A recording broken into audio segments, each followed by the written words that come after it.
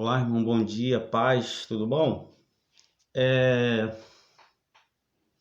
Vamos estar aqui gravando hoje a escola dominical, tá? Para vocês, espero que estejam todos na bênção e na paz do nosso Senhor Jesus Cristo. Separado para o dia de hoje, nosso estudo vai estar baseado no texto de 2 Timóteo, capítulo 3, do versículo 1 ao 17. Vou estar entrando direto no estudo para diminuir um pouco o vídeo, ok? Mas você com o tempo, você reflita e pode acompanhar aí, abrindo a sua Bíblia no livro de 2 Timóteo 3, do 1 ao 17. O tema vai falar sobre tempos difíceis, tá? E começa assim: ao preparar os apóstolos para pregar o evangelho, Jesus nunca deixou de avisá-los das dificuldades e perigos que fariam parte desse trabalho. Está lá em Mateus 10, 16 ao 23. Assim, Paulo também advertiu Timóteo a fim de preparar para lidar com tempos trabalhosos ou tempos difíceis, que certamente chegaria. Sabe, porém, isto que nos últimos dias sobrevirão tempos trabalhosos. Isso Paulo advertindo a Timóteo. Certo? O cristão é um cidadão do céu, mas vive no mundo, um território hostil governado pelos deuses desse século. Timóteo teria que lidar com homens que rejeitariam a verdade de Deus para seguir os desejos deste mundo. Paulo faz uma lista dos atributos, destacando o seu egoísmo, o seu amor, para tudo aquilo que é contra a vontade de Deus. Tais homens complicam a vida do servo fiel, pois não somente faz o errado, como também encoraja outros a rejeitar a verdade, até parecendo ser espirituais. Eles levam sua falsidade às caras dos mais fracos e daqueles que não conseguem distinguir a verdade da mentira. Ou seja, aquelas pessoas que são fracas, que não conseguem distinguir a verdade da mentira. Essas pessoas que são contra, né, o evangelho, que são pessoas que apoiam, né, as coisas do mundo, as pessoas que vivem um mundo que não tem uma vida espiritual com Deus, não tem um objetivo, né? Elas parecem ser pessoas espirituais, né? E acabam induzindo essas pessoas fracas na fé, as pessoas que não têm um entendimento espiritual, a também cometer esses erros, né?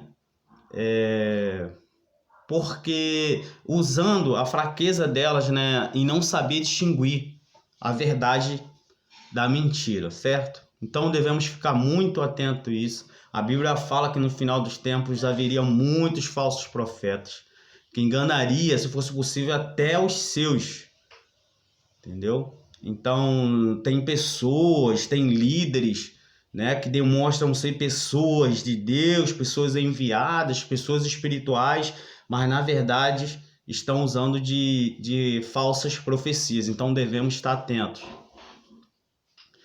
As maneiras e os métodos desses homens não são uma novidade. Até mesmo Moisés foi desafiado por homens que agiram assim.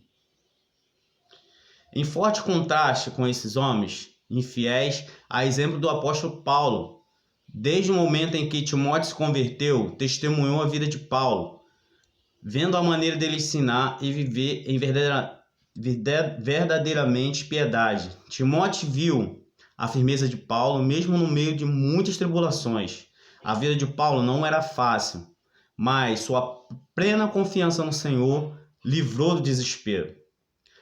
Paulo sabia que as aparências deste mundo frequentemente enganam, pois o servo fiel sofrerá perseguição, enquanto os ímpios parecem prosperar. Lá em Salmo 94, fala: porém a confiança do servo fiel deveria ser no Senhor e não na aparência deste mundo.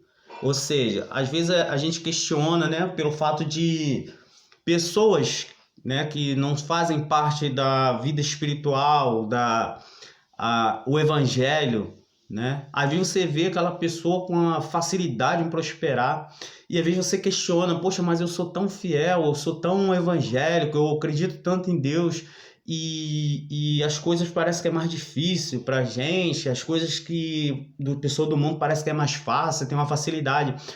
Porém, a Bíblia ela fala que nós não devemos nos inspirar nisso. Porque ela fala que o nosso galardão, o nosso bem maior é depois da eternidade. Como está falando isso aqui, nós estamos aqui de passagem, não somos moradores daqui. Então não devemos guardar, a Bíblia vai falar sobre isso, não devemos guardar tesouro na terra, tá? Devemos guardar sim no céu, na eternidade, onde a gente vamos viver eternamente, ok? Então não se inspire nas aparências mundanas, nas aparências terrenas. Mais importante ainda do que o bom exemplo de Paulo, Timóteo teve à sua disposição as coisas mais úteis na luta contra a corrupção dos homens. Mesmo antes de conhecer o apóstolo Paulo, Timóteo havia aprendido a confiar nas sagradas letras, no caso de Deus. A palavra inspirada do Senhor foi feita justamente para preparar os seus servos, instruindo e corrigindo. Ele dá ao homem tudo o que ele precisa fazer, toda a boa obra de Deus. O servo fiel, inteirado e confiante na palavra do Senhor, terá toda a preparação necessária para lidar com qualquer dificuldade desse mundo. Certo? Então, se você é uma pessoa que busca, que lê, né, que interage com a palavra, você terá toda a estrutura para vencer todas as dificuldades do tempo presente, certo? Tempos difíceis certamente sobrevirão. É preciso hoje homens como Paulo e Timóteo, que confiem plenamente na palavra e que tenham coragem de ensiná-lo em verdade, temendo mais a Deus do que aos homens. As instruções de Paulo, em 1 Coríntios 5, para entregar a Satanás um irmão que está em pecado, apresenta alguns desafios especiais àqueles que servem ao Senhor. O primeiro deste desafio é entender que este capítulo, especialmente o versículo 5, significa, antes de ler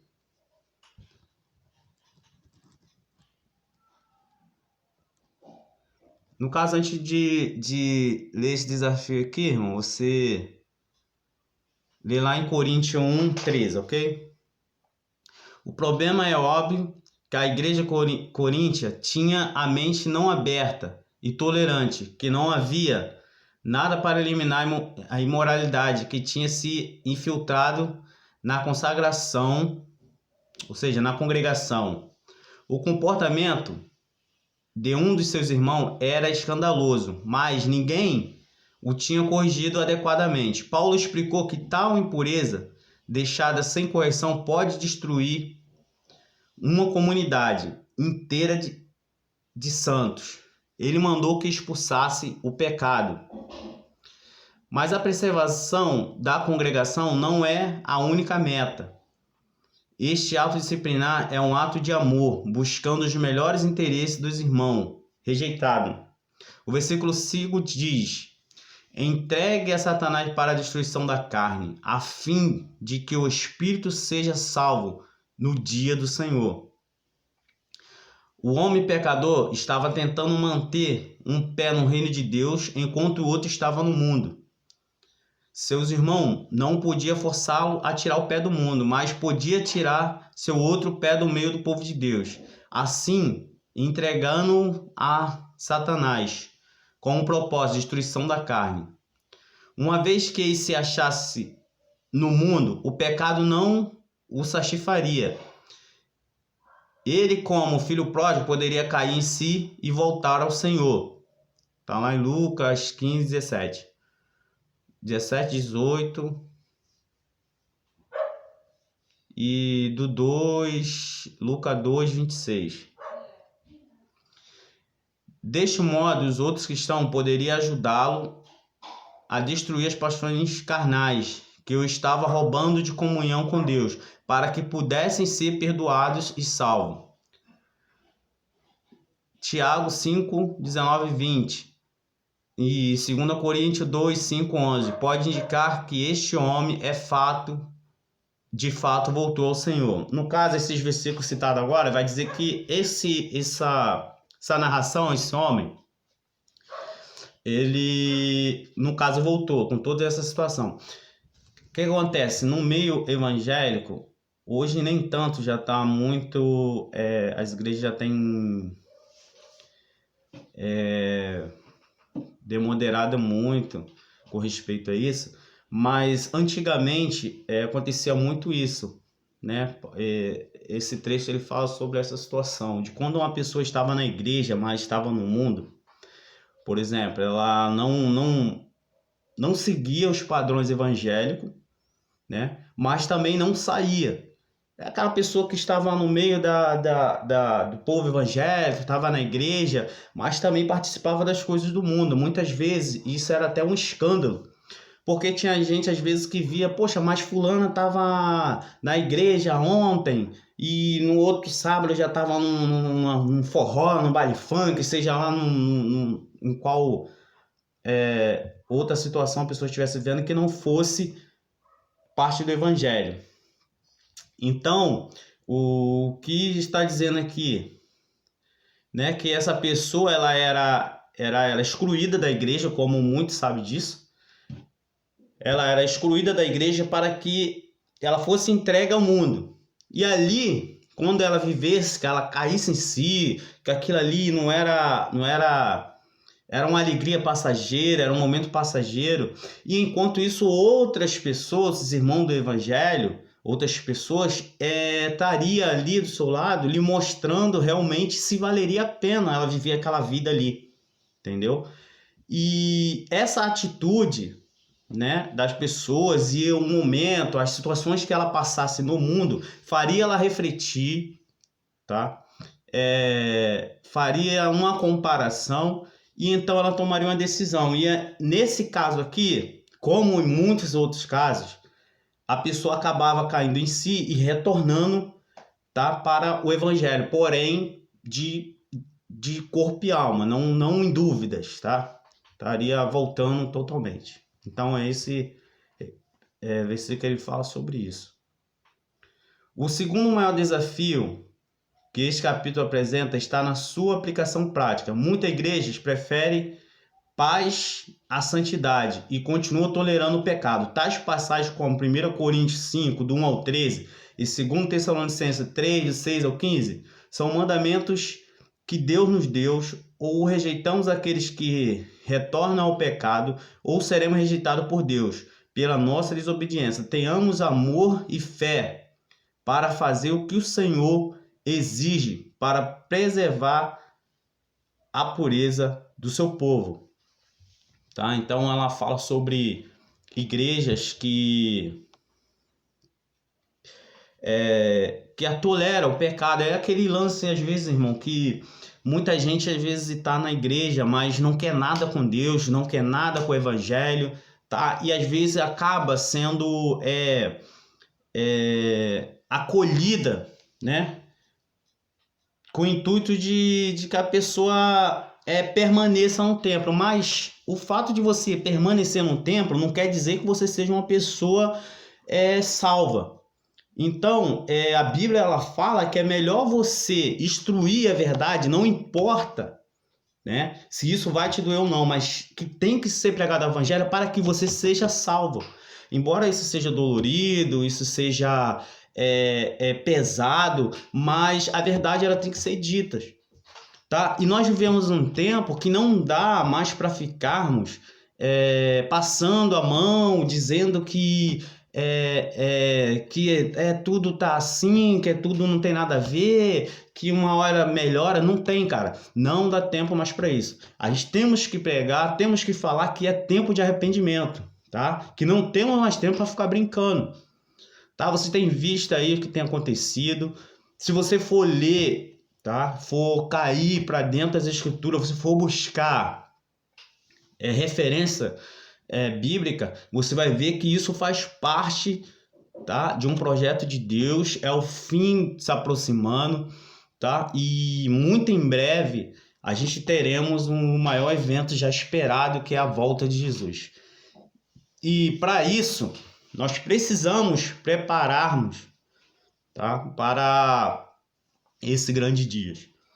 E esse texto de hoje foi para alertar, tá, você que às vezes acha duro uma palavra do seu pastor, acha duro uma palavra do seu líder, acha duro uma palavra às vezes do seu irmão, de companheiro, pai, mãe, às vezes até um amigo de trabalho que está te alertando sobre algumas práticas que você tem que não corresponde ao que a Bíblia nos ensina.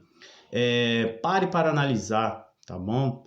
Pare para pesquisar e veja que essa pessoa está te tentando colocar em um lugar bom, tá? Ela está com a visão de que naquele dia ela quer estar com você na grande ceia, tá ok?